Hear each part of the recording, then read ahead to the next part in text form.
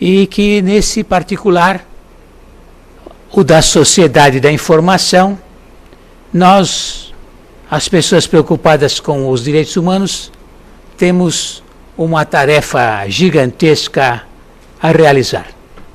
De fato, se há um campo da realidade onde os direitos humanos têm sido frequentemente postos à prova, esse lugar é justamente o mundo da sociedade da informação.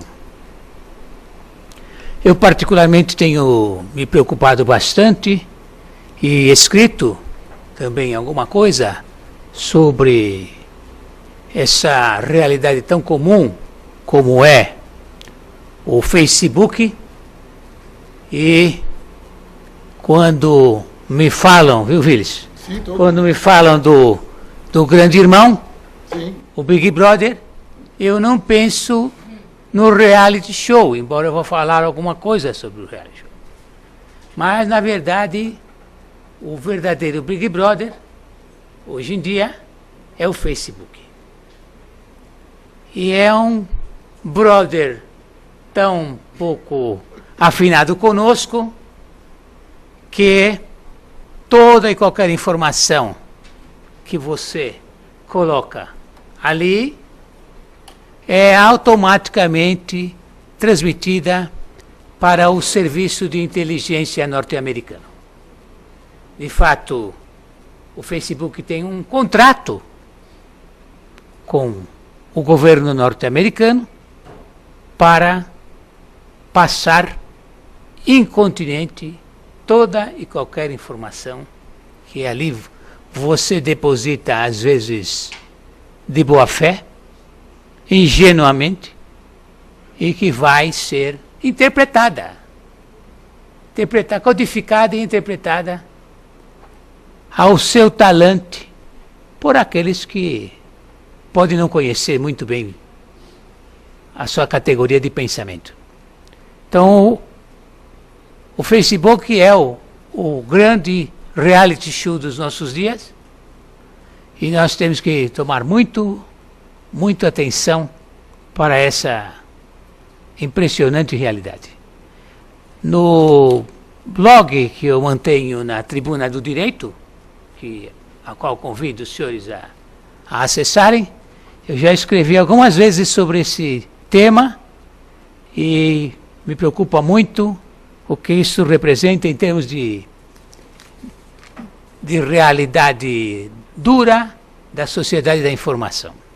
Bom, o professor Fiorilo, com aquela sua vulcânica ansiedade pelos temas diferentes, me jogou esse assunto do reality show. Eu, de fato, achei... quando a gente...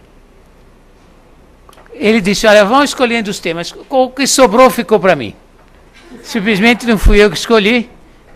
Foi a aposta restante dos temas, viu, Viles? Mas, enfim, o que o reality show representa em nossos dias? É uma forma dissimulada de realidade. Não é a realidade, é uma dissimulação da realidade. Então esse já é o seu primeiro caráter estranho. Ele não mostra a realidade, mas representa a realidade como que num espelho. E qual é o problema do espelho? O problema do espelho é que sempre distorce a realidade, ainda que distorça a favor, mostrando uma realidade mais elegante ou bonita do que ela realmente é. Mas é uma distorção. Então, esse é assim que se pode ver os shows irreais da realidade. Vamos chamá-los assim. Shows irreais da realidade. Distorções. Onde não há, como no teatro, eu e Viles gostamos muito do teatro grego clássico, né? Viva. Não há, como no teatro, um script. no qual você identifica o propósito, a mensagem, o interesse que o artista tem em transmitir algo de bom, algo de construtivo. Aí não. Aí tudo vai acontecendo como que por acaso. E, portanto, aquilo que já é distorcido por ser irreal, torna-se ainda mais distorcido pela conjuntura, pelo calor dos acontecimentos. Perigoso, porque ao invés de formar, deforma. Ao invés de ajudar a compreendermos melhor a realidade, por isso que a palavra realidade aí está muito mal utilizada. Em vez de nos ajudar a compreender melhor a realidade, deforma as nossas categorias de pensamento. Os senhores vão pensar que, de fato, o meu discurso é um discurso démodé, moralista, talvez. Mas o fato é que a intimidade, e é aí que vem o nosso problema, o nosso tema e o nosso problema, a intimidade é um bem do homem. A intimidade no contexto dos direitos humanos é a salvaguarda última da personalidade, da persona. Justamente é aí que está a pessoa. A pessoa está na sua intimidade. Quando se fala, e se fala muito, na dignidade da pessoa, você não sabe muito bem o que é a dignidade. Você não consegue ver a dignidade. Porque justamente a dignidade é o foro íntimo. A dignidade é aquilo que o homem sente de si mesmo. E a que o outro deve reverência, porque se trata de uma pessoa. Então o outro tem dever de respeitar a minha intimidade, porque ali está a minha personalidade. Não a persona do teatro, a persona íntima, o ser do homem, o que talvez numa linguagem transcendental se chamaria a alma. É aí que está a questão. Então, se você viola a intimidade, e é isso que se tem feito nesses shows antirreais da realidade, viola a intimidade, você, querendo ou sem querer, agride a pessoa. Lembrava o professor Fiorillo, na sua magnífica exposição da manhã de hoje, que nós poderíamos estudar a Constituição brasileira trabalhando somente com os 4 primeiros artigos. Isso já seria um verdadeiro curso de direito constitucional. Eu e o Vires, aliás, o nosso curso se cingiria ao inciso 3º, que é o quantum satis, né? Quantum satis. Justamente porque a dignidade da pessoa humana, como afirma Miguel Reale, é o valor fonte de todos os valores. E os valores são a categoria primeira do universo constitucional. Os valores são formadores dos princípios, conformadores do princípio. E o princípio, por seu turno, é quem estrutura a normatividade. Seja a normatividade da legislação, como a normatividade emanada dos poderes do Estado, o executivo e o judiciário, que também são aparatos de produção normativa. Quando o poder executivo expede um ato administrativo, aquilo é uma manifestação da legalidade, portanto, da legalidade expressa em uma normatividade estatal. Dizia Cirne Lima, a administração jaz sob a lei. Tudo que a administração faz por presunção é baseada na legalidade. Do mesmo modo, quando um magistrado ou um tribunal profere uma decisão, aquilo é uma expressão da normatividade. A lei é concretizada numa decisão judicial. Então, o aparelho do Estado funciona a partir de normas, que têm seu fundamento de validade nos seus princípios, e os princípios emanam dos valores, dos quais se destaca a dignidade da pessoa humana. A invariante axiológica de Reale e, por que não dizer, de Willis Guerra, que é um dos grandes nomes dos nossos direitos humanos da atualidade. Os direitos da personalidade e a intimidade integra os direitos da personalidade. Os direitos da personalidade representam, por assim dizer, os poderes que o homem tem de não ser violado na sua intimidade pelo outro. Essa é uma projeção da personalidade. E eu, olhando para os shows da realidade, eu vejo aí mesmo a violação dos direitos da personalidade. Alguém me perguntava, e eu respondo com absoluta tranquilidade, se você coloca uma informação sobre a tua pessoa no Big Brother ou no Facebook, você não está abrindo mão da intimidade? Você poderia até fazer essa pergunta a si mesmo.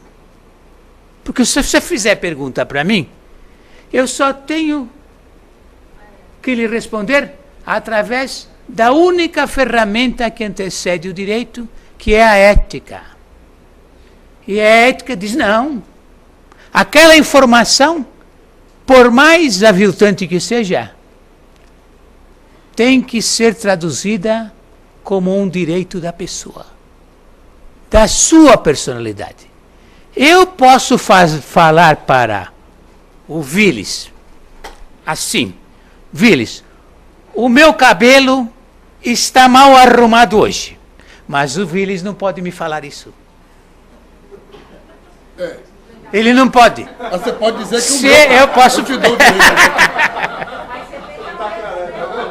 Primeiro tem que ter cabelo, para depois. Oh, desculpe, o exemplo não era para. Podia ter falado com ela. Eu vou falar justamente com alguém que não tem cabelo. Falou minha dignidade. Mas você tem dignidade para isso. Então, veja, eu posso, mas ele não pode. Então, veja onde está o limite ético que esses shows de realidade não respeitam.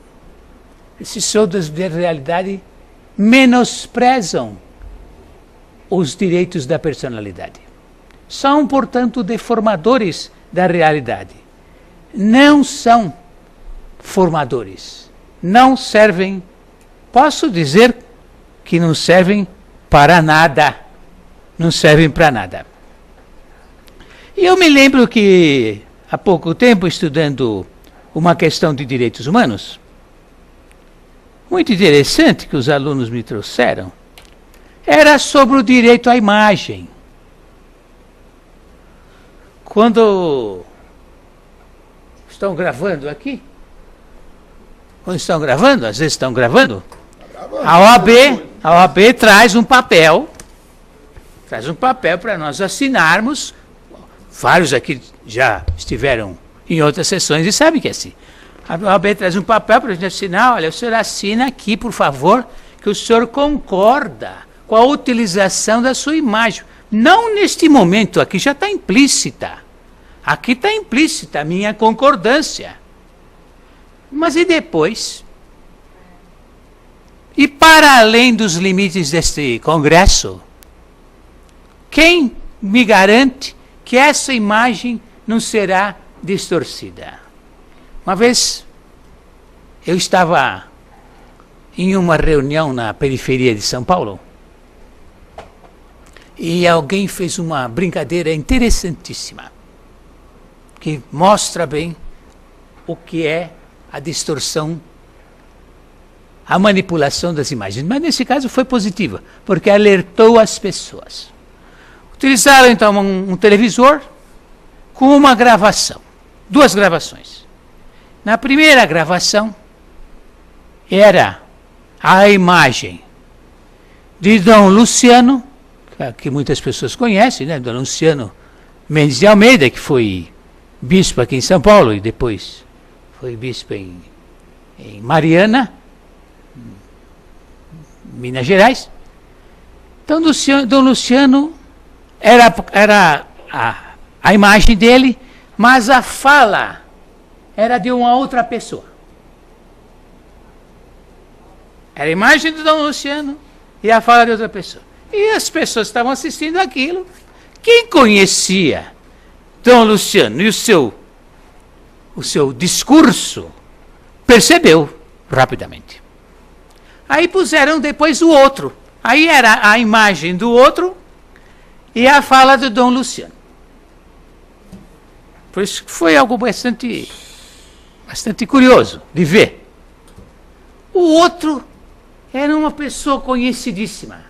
E aí as pessoas associaram. Bom, aquilo que estavam dizendo que o Dom Luciano está falando, é esse cara que fala. E aquilo como se ele estivesse falando, é o que o Dom Luciano fala. São mensagens completamente diferentes. Um é um demagogo de plantão que só faz demagogia o tempo todo, full time. Para ele, o reality show é a vida dele. Ele é um reality show ambulante. Tem um político muito conhecido aqui em São Paulo, que eu não vou citar o nome porque não convém. Né? Não convém. É um Adhemar dos anos 80. Os que são bem da cidade e do estado sabem bem quem ele é. E é a mensagem sempre da demagogia, do desprezo à inteligência humana, etc. Enquanto que Dom Luciano trazia aquela mensagem de paz, do homem de bem, dos valores éticos que a sociedade às vezes deixa de lado. Mas vejam, é a utilização indevida da imagem. Foi uma brincadeira que tinha um conteúdo didático, mas poderia ter sido pervertida, utilizada para o mal, como só ia acontecer com o reality show. E até que ponto isto é tolerado pelos direitos humanos? Aí cumpre lembrar, primeiro, dentro desse mesmo reality show, o caso terrível e escandaloso daquele, eu até anotei o nome dele para não esquecer, daquele modelo, o Daniel. O Daniel que foi acusado de molestar a colega dele, a Monique. Vocês certamente viram, porque isso foi muito divulgado, né? Graças a Deus, eu não assisto esse programa, graças a Deus. Então, e o Daniel foi acusado de ter um comportamento inadequado com a colega dele. E o que aconteceu? Daniel foi executado publicamente. Foi fulminado em poucas horas. Estava morto. Foi expulso do programa, expulso da emissora, totalmente desprezado nos seus direitos fundamentais. Bom, ninguém mandou ele ir para lá, mas já que ele foi, ele tem dignidade. Foi sumariamente executado. Uma coisa, algo assim, difícil de acreditar no Estado de Direito isso. E depois se apurou que não era nada daquilo, mas já era tarde. Já era tarde porque a sua dignidade fora violada brutalmente. Dentro do próprio programa, então, já há um exemplo concreto, um case para ser estudado. Um case no qual a dignidade humana foi brutalmente violada, sem nenhuma consideração pelo homem. Olha, não estou defendendo ninguém, estou relatando o que aconteceu. Você pode agora rememorar, porque isso aconteceu desse jeito. Foi fuzilado publicamente por um comportamento que fazia parte do reality show. Ele não fez mais do que aquilo que fazem todos os dias. Na Corte Europeia dos Direitos Humanos, foi apreciado um caso que revela bem o dinamismo do tema e do problema dos direitos humanos. E com isso eu vou encerrando também a minha brevíssima reflexão. Aqui é mais um... O que eu falei para os senhores hoje foram coisas que estão na minha cabeça que não estão concluídas, sobre as quais eu estou pensando, e eu quero que pensem também. Aqui não é uma aula. Nós estamos num congresso você traz problemas sobre os quais você está refletindo, e o outro vai pensar e vai dizer, não quero perder tempo, ou vai dizer, não, quero pensar sobre isso, quero tomar atenção sobre essa questão. Então isso aqui não é uma aula, eu estou pensando em voz alta. Só isso. Mas a Corte Europeia dos Direitos Humanos apreciou um caso interessantíssimo, que depois foi parar na própria Comissão de Direitos Humanos da ONU, o que é hoje o Conselho, né? Hoje aquela antiga Comissão de Direitos Humanos é o Conselho de Direitos Humanos da ONU. Tratava-se do seguinte: havia uma brincadeira de profundo mau gosto, que era o lançamento dos anões. Ouviram falar nisso? Já não. Então essa brincadeira justamente consistia no qual os anões eram colocados em num canhão e lançados como se fosse uma bala, uma bucha de canhão. Uma bucha de canhão. É. E de repente o Estado, isso aconteceu na França, hein? O berço dos direitos humanos. O berço da Declaração Universal dos Direitos Humanos. E de repente o Estado diz, não, isso não pode. Isto não pode ser feito. Viola a dignidade da pessoa humana do anão. E o anão, ele não se conformou com a proibição. Ele foi à justiça. E foi à justiça até a última instância, até a Corte Europeia dos Direitos Humanos, e depois o assunto parou, já faz 10 anos que isso aconteceu, parou na então Comissão de Direitos Humanos. Concluíram as instâncias de direitos humanos que não era possível de fato, que aquilo violava a dignidade dele, e que a dignidade transcende a pessoa dele. A dignidade é um bem do homem. É um bem não dele, é um bem da humanidade, é um bem da civilização. Portanto, o que os reality shows ofendem? Os bens do homem, a civilização humana.